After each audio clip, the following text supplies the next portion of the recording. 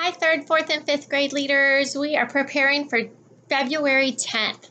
We are at the end of our series, God Can Do Anything, and we get to see Moses begin to lead the people out of Egypt as Pharaoh is chasing them to the Red Sea, where the seas part and the Israelites walk on dry ground.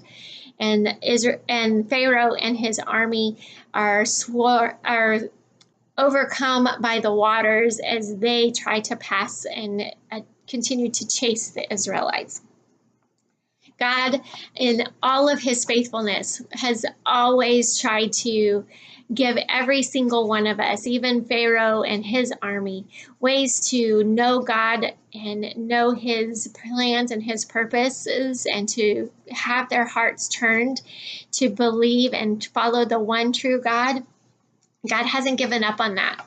He continues to do the same for us today and for our loved ones today.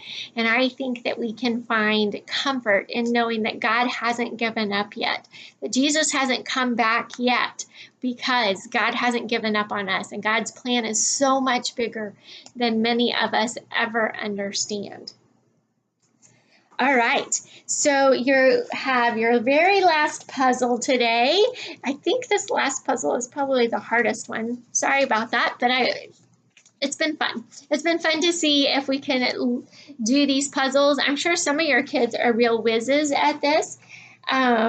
Maybe today you want to really encourage them not to use an electronic device or your electronic device to answer it.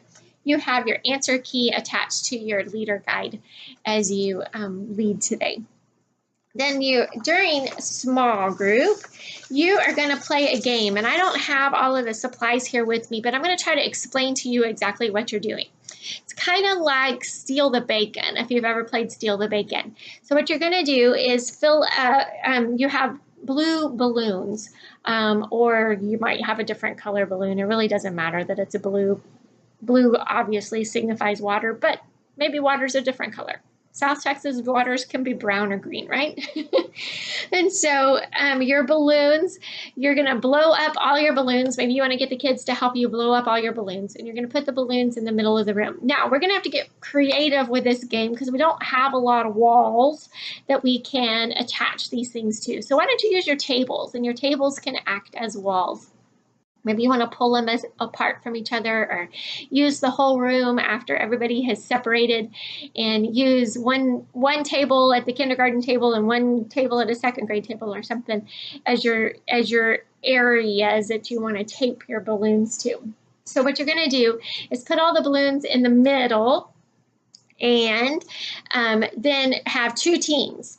And the teams are going to, at your signal, to race to gather balloons, but they can only get one balloon at a time. And once they get that balloon, they have to take it back to their table.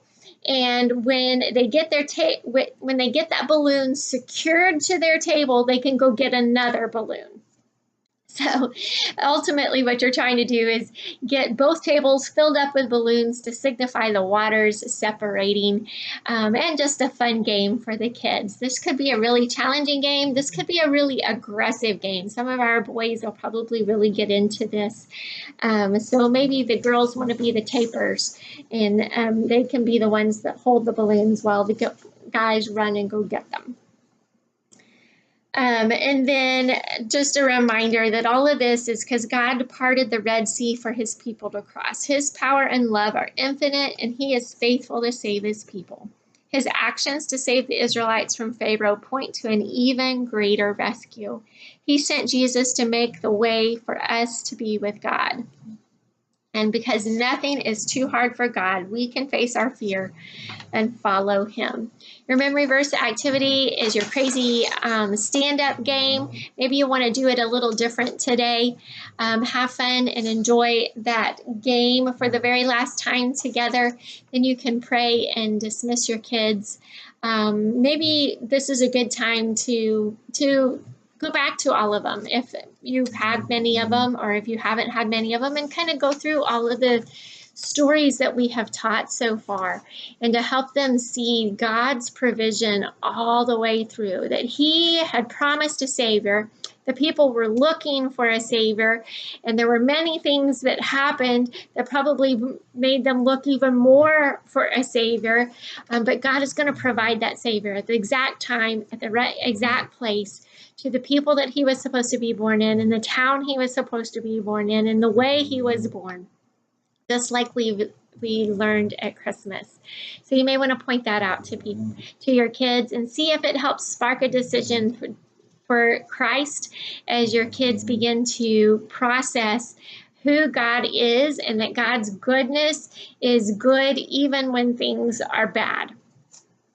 Thank you for leading and for building relationships that build disciples. I'll see you guys soon.